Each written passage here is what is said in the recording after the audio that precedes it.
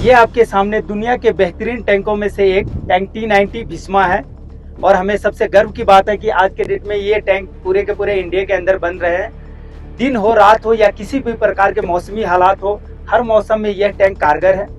इस टैंक को 3 crew member handle करते हैं, ड्राइवर, गनर, कमांडर। टैंक को चलाने की जवाबदारी ड्राइवर की होती है। 1000 bhp की इंजन है। रेत हो, दलदल हो या किसी भी प्रकार के ऑब्स्टिकल हो, किसी भी ऑब्स्टिकल को यह टैंक आसानी से क्रॉस कर सकता है। Next, gunner. दुश्मन को देखना और उसे फायर द्वारा बर्बाद करने की जिम्मेदारी गनर की होती है। गनर के लिए 2 प्रकार के आर्मामेंट फिट किए गए हैं। मेन आर्मामेंट, जिसमें कि आप देख सकते हैं 125 mm स्मूथ बोर की गन है। इस गन से 4 प्रकार के अम्युनिशन फायर किए जा सकते हैं। सेकेंडरी वेपन में 7.62 mm MG PKTM जो कि इन्फेंट्री टारगेट के लिए है।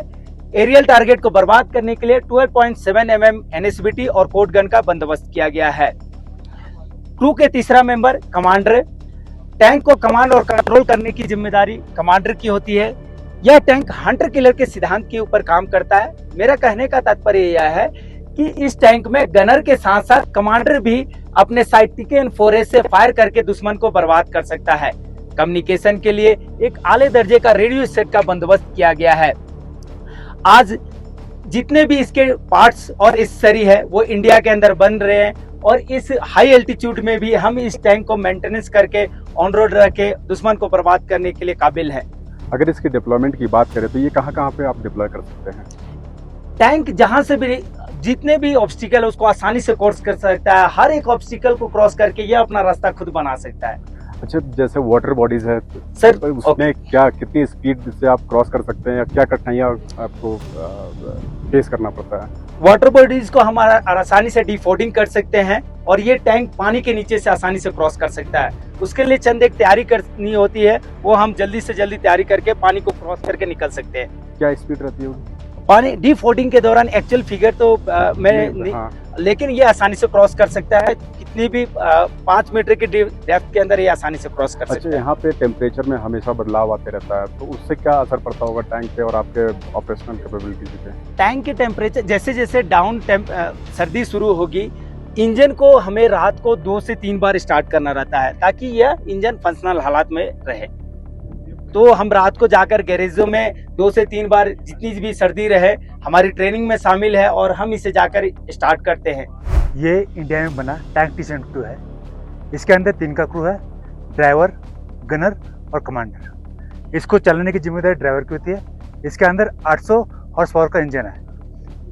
गनर इसको आगे करेगा ऑब्जर्वेशन करने का और दुश्मन को बर्बाद करने की जिम्मेदारी गनर की होती है। इसका ओवरऑल कंट्रोल कमांडर करता है, जो कि एक जगह से दूसरी जगह मूव करने के लिए ड्राइवर को गाइड करता है और फायर करने का आदेश गनर को देता है। फायर करने के लिए इसके अंदर 2 प्रकार का आर्मामेंट लगाए गए हैं। 125 mm स्मूथ बोर गन, जिससे हम 3 प्रकार का अम्युनिशन फायर करते हैं, APFS डेस, HF और हीट।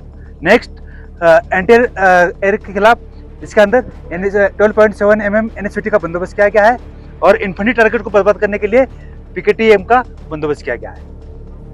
ये कितना मुश्किल होता है आप लोग को इस एरिया में इसको ऑपरेट करने में? इसके अंदर प्रीडेटर लगा होने के कारण यहाँ पे बहुत कम मुश्किल आती है। जैसे हम रात के समय ज़्यादा सर्दी होने के बाद 2 से 3 बार स्टार्ट करते हैं।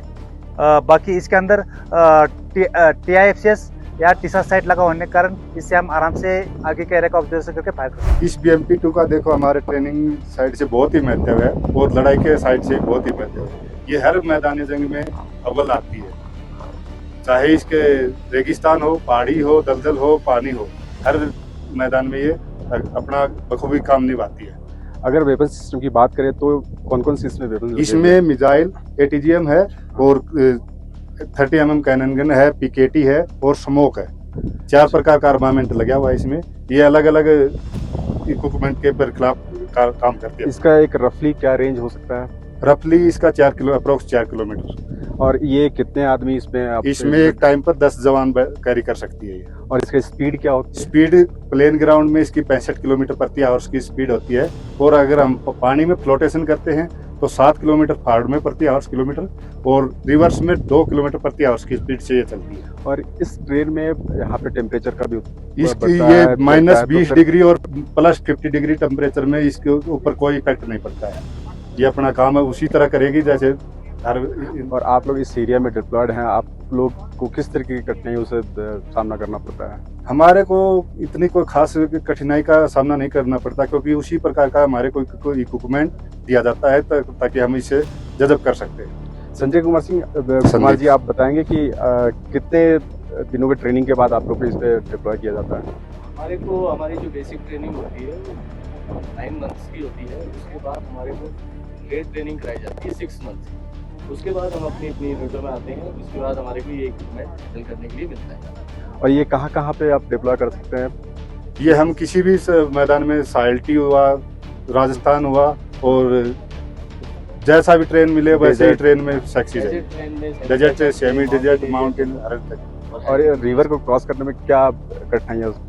रिवर्स को क्रॉसिंग करने में हमारे को कोई खास कठिनाई नहीं आती। नॉर्मल इसकी प्रिपरेशन करनी पड़ती है हमारे को, और ये अब फ्लोट करके निकल जाती है।